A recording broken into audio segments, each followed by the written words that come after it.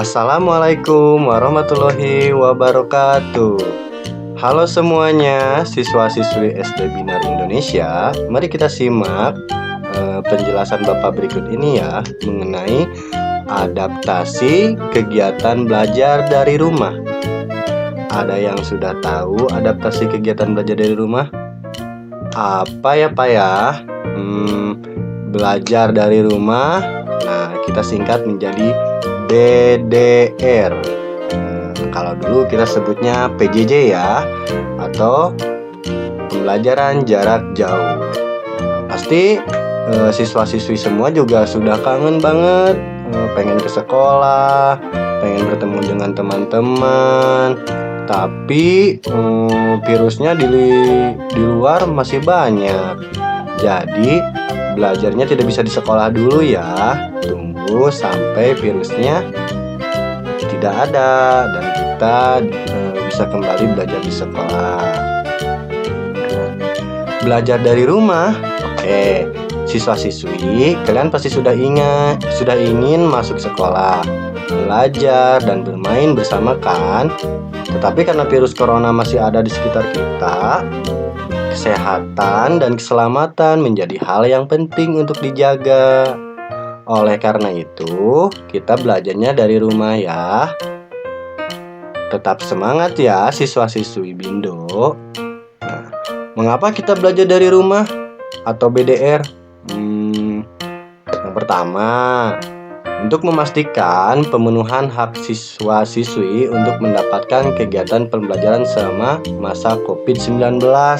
Maksudnya, walaupun sedang masa pandemi, ada virus di luaran sana, tapi Bapak dan Ibu guru juga memastikan bahwa siswa dan siswi Bindo untuk tetap belajar walaupun dari rumah. Yang kedua, melindungi warga sekolah, guru, siswa, orang tua, dan karyawan sekolah dari dampak buruk COVID-19. Maksudnya apa, Pak? Nah, jadi kita semua saling melindungi dengan cara tidak saling bertemu atau bersentuhan secara tatap muka dalam jumlah orang yang banyak. Nah, jadi kalau menciptakan kelompok nih banyak berkumpul, nah itu tidak boleh. Nanti akan tertular dengan virus.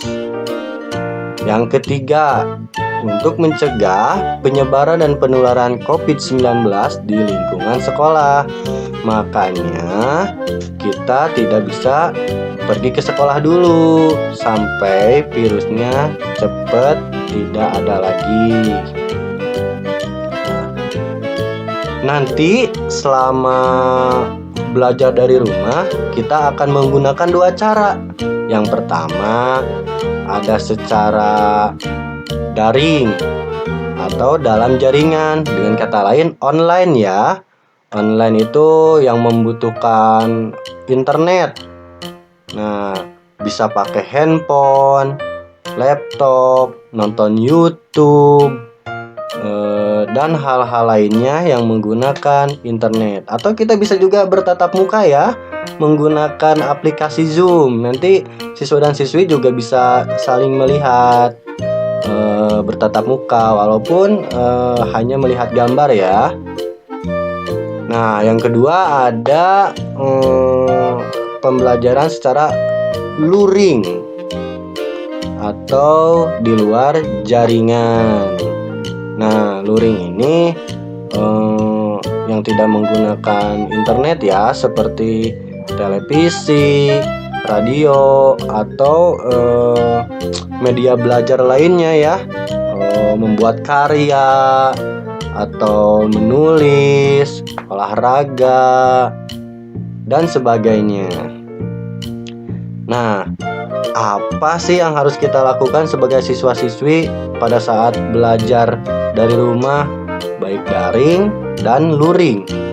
Nah, yang pertama, siswa-siswi bisa menyiapkan perangkat belajar itu seperti menyiapkan buku, alat tulis, seperti pensil, penserut, pensil warna, buku gambar. Banyak hal ya yang bisa disiapkan di rumah. Nah, jadi siswa-siswi juga bisa mencatat nanti untuk berkegiatan di buku tulisnya atau menggambar di buku gambarnya. Nah, siswa-siswi juga dapat berkomunikasi secara lancar. Artinya bisa menyampaikan pesan kepada teman, kepada guru. Kalau misalkan mengalami kesulitan, siswa-siswi juga bisa mengajak orang tua loh.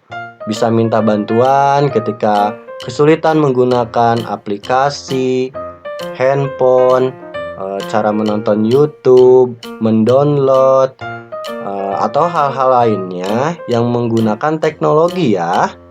Nah, tapi pada saat kita belajar, kita juga harus bisa ya mengontrol nada bicara kita, berbicara pelan, tidak pakai nada tinggi, berbicara sopan pada teman atau kepada guru, menggunakan kata-kata yang baik pada saat berbicara di grup.